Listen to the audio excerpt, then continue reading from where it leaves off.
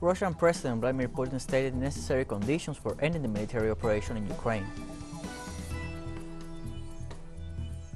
Europe and the United States feel the consequence of the economic sanctions against Russia. Authorities in Indian-controlled Kashmir registered 1 death and more than 20 others injured after a grenade attack at a busy market.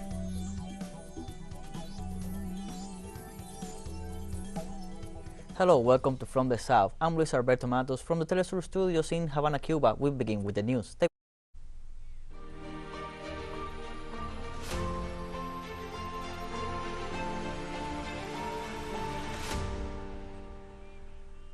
This Sunday, Russian President Vladimir Putin stated in a telephone conversation with his Turkish counterpart Recep Tayyip Erdogan his conditions for ending the military operation in Ukraine. During the telephone conversation, the Russian president confirmed his country's willingness to hold a dialogue with the Ukrainian authorities and foreign partners in order to consolidate a negotiated solution to the conflict. He also denounced that Ukraine is constantly delaying negotiations to reorganize its forces while using civilians as human shields.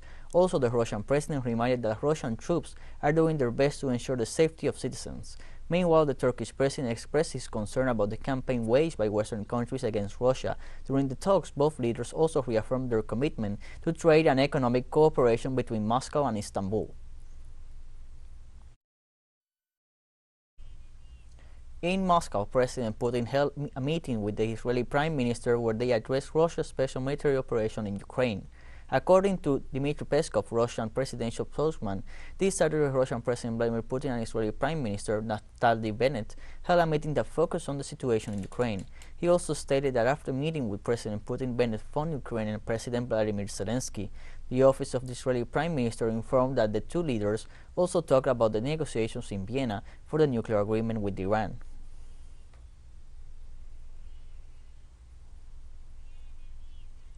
The Russian Defense Ministry confirmed this Sunday the reopening of the humanitarian corridors from the city of Mariupol and Volnovakha in the Donbas region. The first people evacuated came from Mariupol, and its suburbs have been transferred to the Novosibirsk district, as reported by the headquarters of the Donetsk People's Republic. For his part, Eduard Basurin, spokesman for the militia of the Donetsk People's Republic, said that the corridors are reopened at the order of the Ukrainian commanders who are in charge of the process of defense of the settlements because they are the ones who have blocked the flow of humanitarian passage. For the time being, Donetsk has managed to evacuate more than 300 civilians from Mariupol and its vicinity to the southern district of Novosov, despite provocations by units of Ukrainian nationalists. Currently, there have been no reports of civilians leaving Volnovakha. The humanitarian corridors are set to close at 9 p.m. local time. The Russian Defense Ministry has denounced that Ukrainian nationalist units continue to prevent the civilian population from leaving through humanitarian corridors.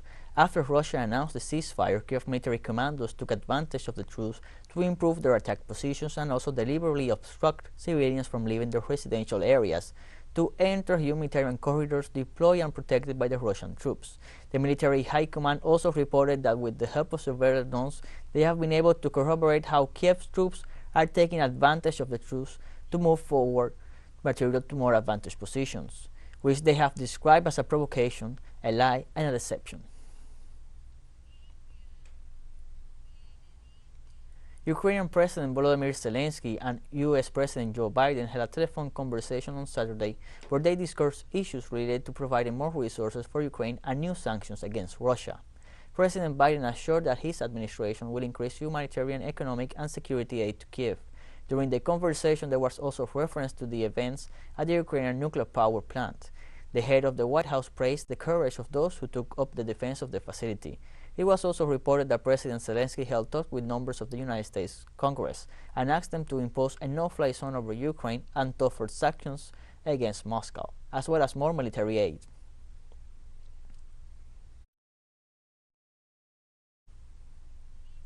And as the crisis in Eastern Europe continues to unfold, we have our Telesur collaborator Abbas Sabak with updated details about the situation in Ukraine's capital.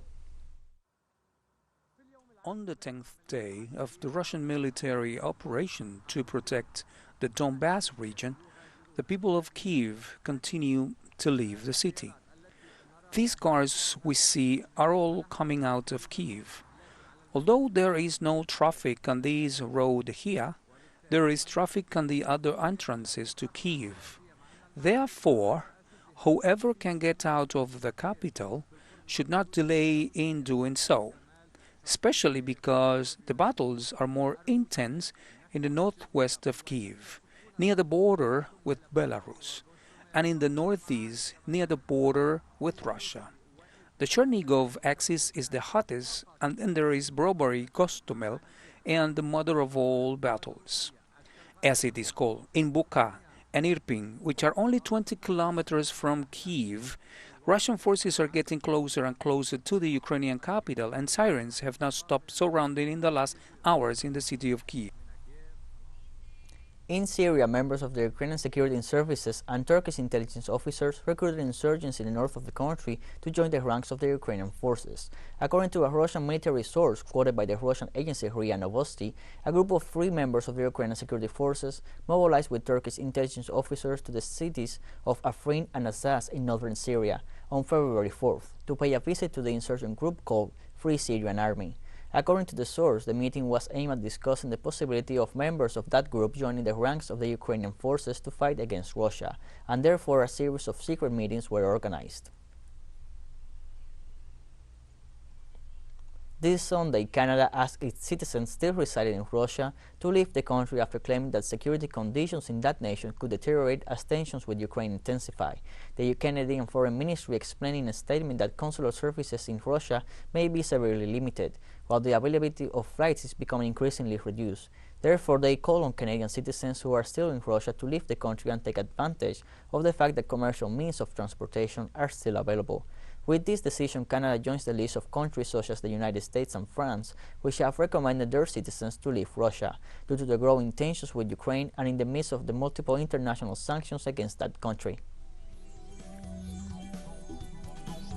We have a short break coming up. Stay with us.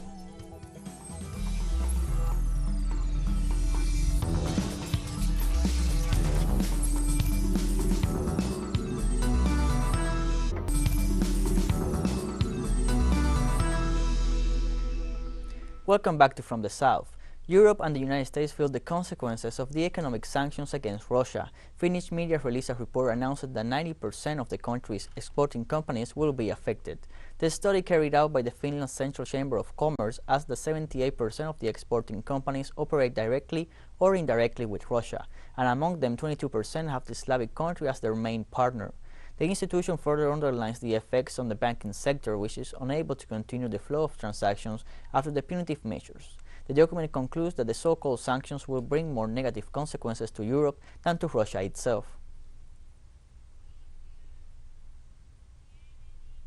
The boomerang effect of the sanctions imposed by the European Union in alliance with Washington against Russia and its people is beginning to hit the pockets of U.S. citizens who have already begun long travels to Mexico to refuel their vehicles due to the increase in fuel prices registered in the last few days.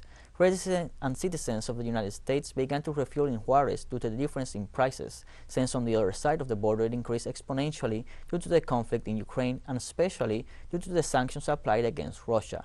According to official records of border authorities, around 50,000 U.S. and Mexican-American citizens cross the border to refuel daily. Fernando Carvajal, leader of the Gasoline Retailers Organization, stated that the difference in average is around 3 Mexican pesos, close to 0.14 US dollars per liter, which represents a saving under current circumstances. It was also reported that this Sunday in many European countries, the price of electricity reached record levels for the second consecutive day, and as it happens with gasoline in the United States, the increase in rates is directly related to the sanctions imposed against Russia.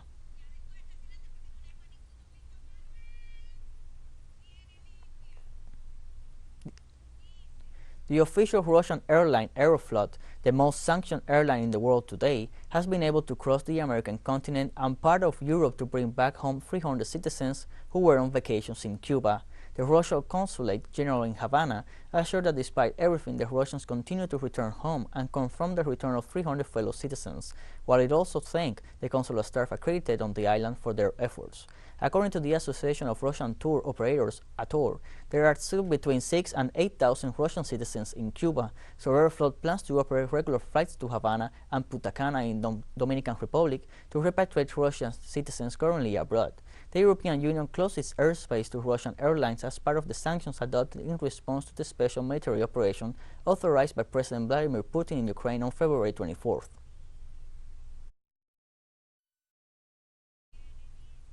On the occasion of its 5th Congress, the United Socialist Party of Venezuela declared its support to Russia in its fight against Nazism. On behalf of the socialist organization, the vice president of the party, Diosdado Cabello, emphasized Venezuela's full support for Russia in its fight against neo-Nazi movements that have gained strength during the conflict in recent years. The leader made the statements in the presence of the ambassadors of Russia, China, Cuba, and Nicaragua, as well as other regional leaders present at the event.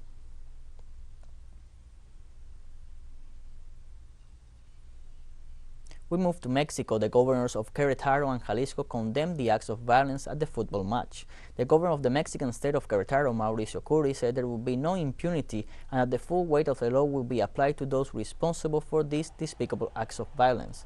For his part, the governor of Jalisco, Enrique Alfaro, pledged his support in everything necessary to solve these events and determine the culprits.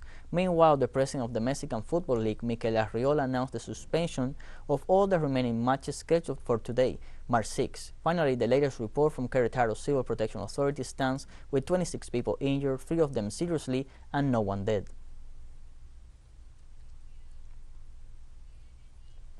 Haitian Prime Minister Ariel Henry announced the arrival of a mission from the Caribbean community to help the authorities prepare for the upcoming elections and find the best ways to fight the high levels of insecurity that shake the nation.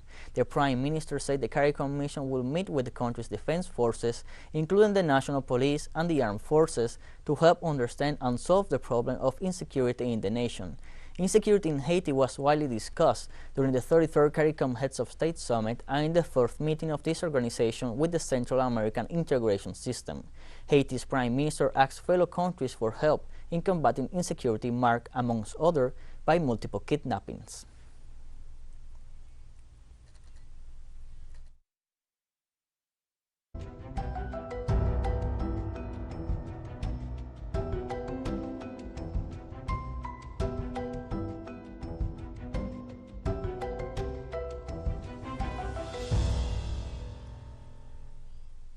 South Korean President Moon Jae-in opened the way for emergency financial support for several wildfire-hit areas by declaring them a special disaster zone on Sunday. Thousands of firefighters and troops have been battling the wildfire that tore through an eastern coastal area and temporarily threatened a nuclear power plant station and liquefied natural gas plant.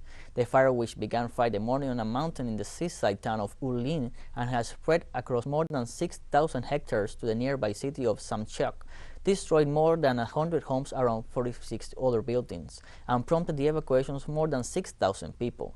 South Korea's Ministry of Interior and Safety said there were no immediate reports of injuries or death.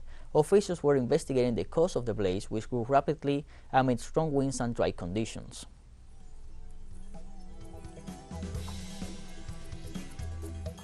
We have one final short break coming up, so stay with us.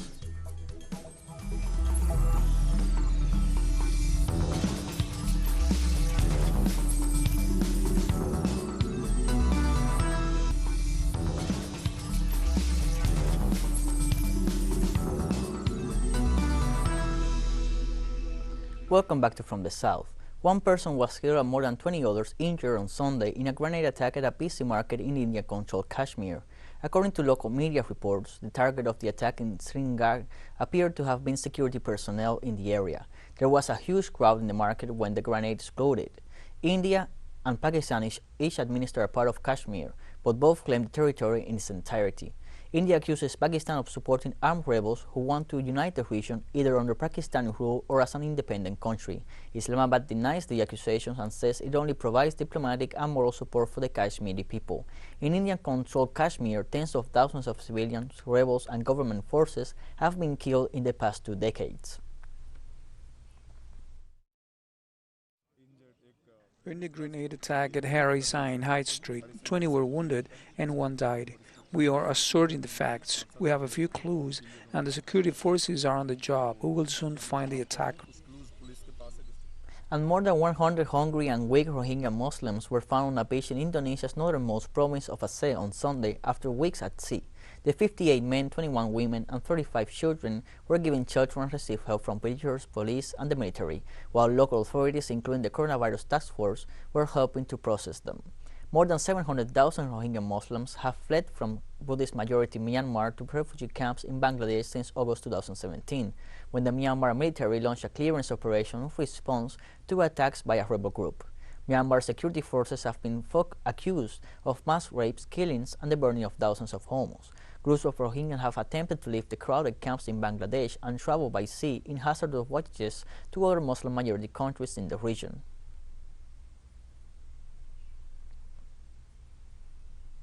Chinese State Councilor and Foreign Minister Wang Yi held a phone conversation with United States State Secretary Antony Blinken. Wang Yi expressed his country's concern about the United States' recent words and deeds that run counter to the objective to implement the consensus reached by the two sides, noting that Taiwan is an inalienable part of China's territory. Wang urged the U.S. side to return to the true meaning of the One China principle. The Chinese diplomat stated that the U.S. should stop interfering in his country's internal affairs and safeguard the overall situation of China-U.S. relations with concrete actions.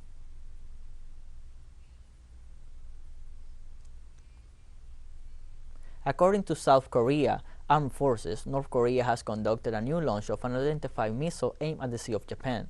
This will be the 9th missile test this year. According to reports in Seoul, Pyongyang has already conducted 7 tests of various weapons between January and February, including one to develop a reconnaissance satellite. South Korea claims that the escalation in testing stemmed from North Korean leader Kim Jong-un's order to bolster the country's military capability by 2022.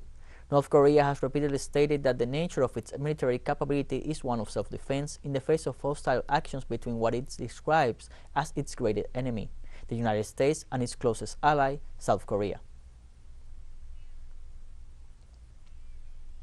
And during a first-ever media appearance in Afghanistan, the Taliban acting Interior Minister Sirajuddin Haqqani said Saturday that the Taliban-led country vowed not to be a threat to the world. Haqqani, who has been designated as a terrorist by the United States, made his comments during a police graduation ceremony in Kabul. For the first time, video footage showing his face was broadcast by local television channels and news websites. This was a clear contrast compared with the previous public appearance in October, which had his photo published blurred. The police graduation ceremony provided the first wave of new police graduates since the Taliban assumed control of Afghanistan. Haqqani is currently wanted by the FBI and carries a $10 million bounty for information leading to his arrest.